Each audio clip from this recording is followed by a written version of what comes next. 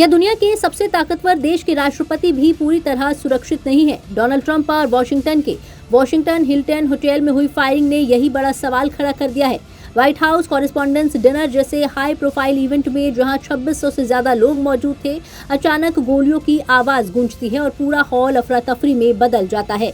चश्मदीद बताते हैं कि 4 से 6 तेज धमाके सुनाई दिए। जैसे ही खतरे का अंदेशा हुआ, सीक्रेट सर्विस के एजेंट तुरंत हरकत में आए। ट्रंप को मंच से नीचे झुकाया गया, टेबल के नीचे कवर कर दिया गया और फिर सुरक्षित बाहर निकाला गया।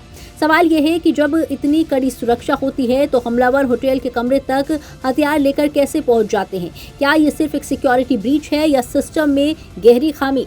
अब बात दुनिया की प्रतिक्रिया की, क्योंकि जब हमला अमेरिका में होता है तो असर पूरी दुनिया पर पड़ता है। भारत के प्रधानमंत्री नरेंद्र मोदी ने साफ कहा, लोकतंत्र में हिंसा की कोई जगह नहीं। पाकिस्तान के प्रधानमंत्री शहबाज शरीफ ने भी हैरानी जताई और ट्रंप की सुरक्षा की दुआ की, लेकिन सबसे कड़ा बयान आया इजराइल के प्रधानमंत्री बेंजामिन नेतन्याहू की तरफ से। उन्होंने इसे हत्या की कोशिश तक बता दिया। ऑस्ट्रेलिया के एंथनी एल्बनीज, कनाडा के मार्क कार्नी और जापान ने भी इस घटना की निंदा की। अब सवाल ये कि क्या ये सिर्फ एक हमला था या इसके पीछे कोई बड़ा मैसेज छिपा है, क्योंकि ये राजनीतिक हिंसा का नया ट्रेंड बन रहा है, जहां लोकतंत्र के सबसे बड़े मंच भी सुरक्षित नहीं रहे।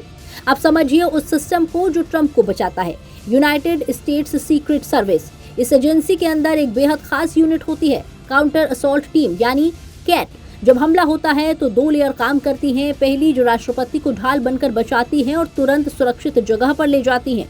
दूसरी, कैट, जो हमलावर पर पलटवार करती है।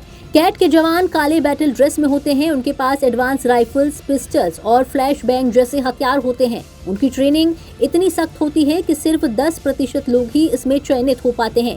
12 से 24 महीनों की कठिन प्रक्रिया के बाद ही कोई एजेंट कैट का हिस्सा बनता है। उनका काम साफ है, हमले को वहीं खत्म करना, ताकि राष्ट्रपति को निकालने का समय मिल सके। यानी ये सिर्फ सिक्योरिटी नहीं बल्कि ऑफेंसिव डिफेंस है।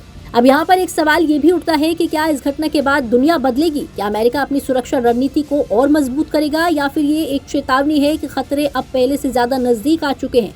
ट्रंप सुरक्षित है, लेकिन इस घटना ने ये दिखा दिया कि खतरा कभी भी कहीं भी सामने आ सकता है। और शायद यही वजह है कि दुनिया भर के नेता एक सुर में कह रहे हैं, हिंसा का कोई स्थान नहीं। लेकिन असली चुनौती ये है कि क्या सिर्फ बयान देने से काम चलेगा, या अब सुरक्षा के नए मॉडल, नई रणनीति और नई सोच की जरूरत है? क्योंकि जब सवाल दुनिया के सबसे सुरक्षित नेता की सुरक्षा पर उठने लगे तो समझ लीजिए ये सिर्फ एक घटना नहीं बल्कि एक बड़ा अलार्म है।